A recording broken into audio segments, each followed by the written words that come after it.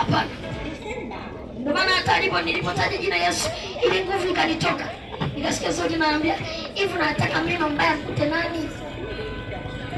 Yaani kuna mabaya mengine anakuja kwenye maisha ya mtu ili apande kiwango kingine.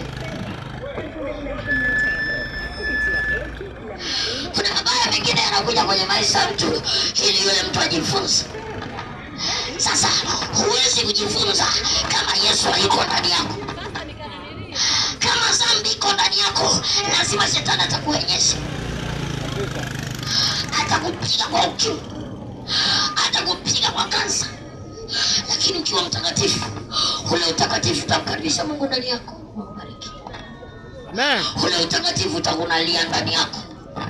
Utakatifu wa Ibrahim ulimfanya Mungu kuwa na mshangao ya kwamba huyu mwanadamu amekosa mtoto na sasa hivi ni mzee, lakini bado anang'ang'ania pindo lako.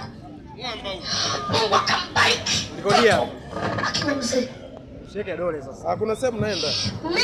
Mara moja kutoka na mtakatifu. Maana Biblia inasema tubuni, kwa maana ufalme wa Mungu umekaribia. Inamaanisha ufalme wa Mungu umebeba baraka zako. Ufalme wa Mungu umebeba muujiza wako. Ufalme wa Mungu umebeba ukombozi wako.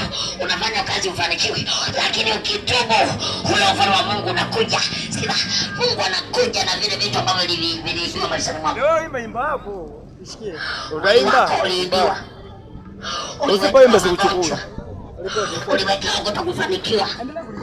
Utakapotubu, Mungu anabeba muujiza wako, anapata nafasi ya kuingia. Dhambi inatengeneza ukuta. Dhambi inatengeneza ukuta kati ya mwanadamu na Mungu. Yaani Mungu, sikiliza, Mungu atakuwa na kuona unayoyapitia.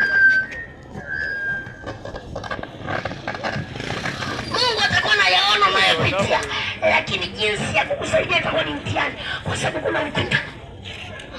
Anapokuwa anakuja kukusaidia, ni shetani anaenda kusema, Mungu, mbona huyu baba huwa anatoka na mke wa mtu? Mbona huyu baba aliwahi kumzalisha binti, yule binti akatoa mimba? Ile damu iliyomwagika inaanza kulilia. Unaona kuna baba wengine wamefungwa, aidha ulifanya zina na binti, ile binti akatoa mimba. Ile damu inaleta laana kwa familia, inaleta laana na kwa. Lakini unapotubu unasamehewa.